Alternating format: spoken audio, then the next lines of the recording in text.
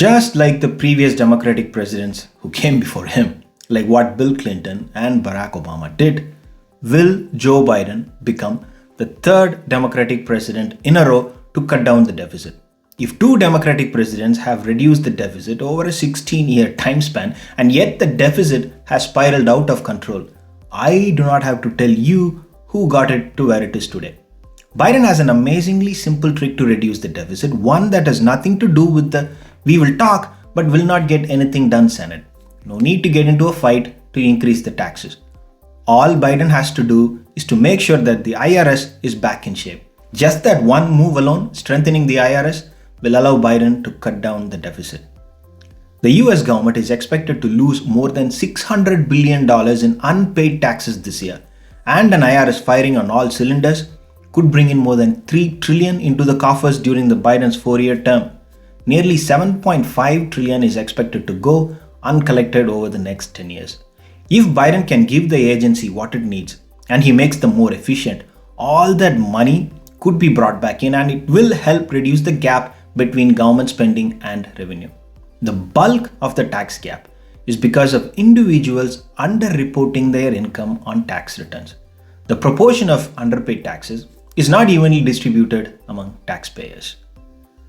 Most taxpayers are fully compliant with tax obligations because their payments are automatically withheld or it is clearly reported. Consequently, taxpayers with more complex sources of income, most of whom are in high income brackets, are responsible for the vast majority of unpaid taxes.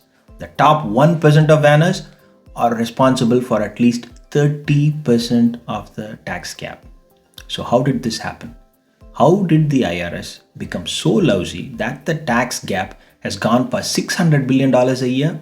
That happened because over the last several years, thanks to GOP, the funding for IRS has been brought down significantly from where it was in 2010.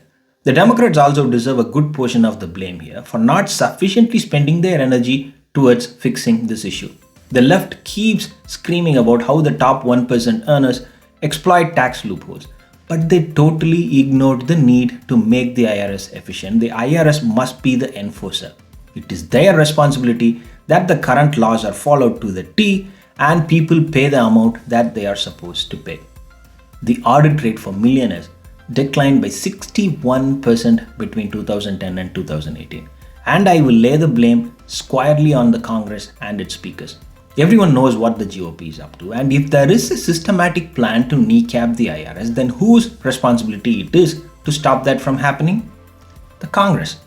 In 2010, the IRS had a budget of $14.4 billion and had 94,000 employees. By 2020, that budget came down to just $11.5 billion with 73,000 employees. The IRS is underfunded and it's weak.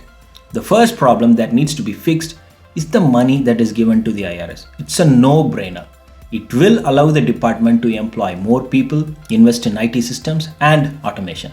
Of course, the top 1% will still deploy an array of tax specialists and lawyers to escape the tax bill, but even then, strengthening enforcement by arming the enforcers to their gills will certainly bring in hundreds of billions of dollars in taxes that will otherwise go uncollected.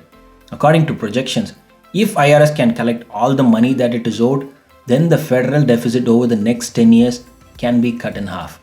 Biden must back the IRS and make a significant investment. There will never be equality in the country unless there is equality in tax treatment. We cannot automatically withdraw taxes from middle-class workers, but allow the top few percenters to escape. Deduct first if needed and make sure they always pay what they are supposed to pay. We can all worry about the 21% or 30% tax rate later. Just think about it for a moment. Will any of the top percenters let go of the money that they are due? Not a chance. Then the government must treat them the same way that they will treat those people who owe them money. Chase, keep increasing penalties, add penalties on top of penalties, and don't stop until the entire money is paid in full. Thanks for watching. If you like it, please do subscribe.